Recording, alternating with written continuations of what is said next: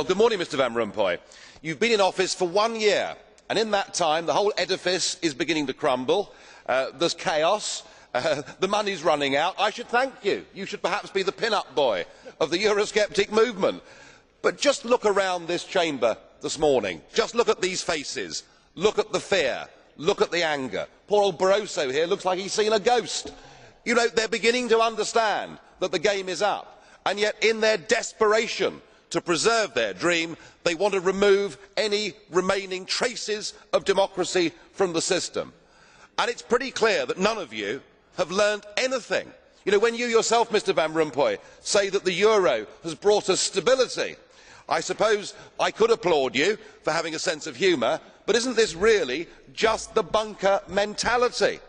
You know, your fanaticism is out in the open. You talked about the fact that it was a lie to believe that the nation state could exist in a 21st century globalised world. Well, that may be true in the case of Belgium, who haven't had a government for 6 months, but for the rest of us, right across every member state in this union, and perhaps this is why we see the fear in the faces, increasingly people are saying, we don't want that flag, we don't want the anthem, we don't want this political class, we want the whole thing consigned to the dustbin of history.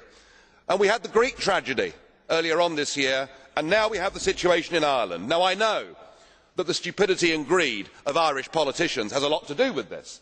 They should never ever have joined the euro. They suffered with low interest rates, a false boom and a massive bust. But look at your response to them.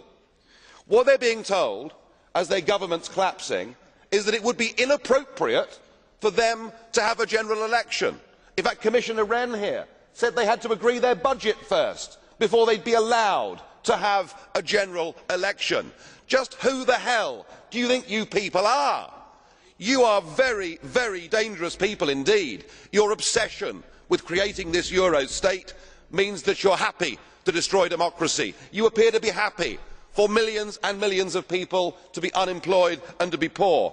Untold millions must suffer so that your euro dream can continue. Well, it won't work, because it's Portugal next. With their debt levels of 325% of GDP, they're the next ones on the list, and after that I suspect it will be Spain.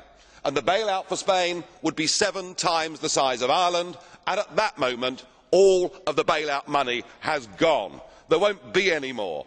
But it's even more serious than economics, because if you rob people of their identity, if you rob them of their democracy, then all they are left with is nationalism and violence. I can only hope and pray that the euro project is destroyed by the markets before that really happens. Thank you.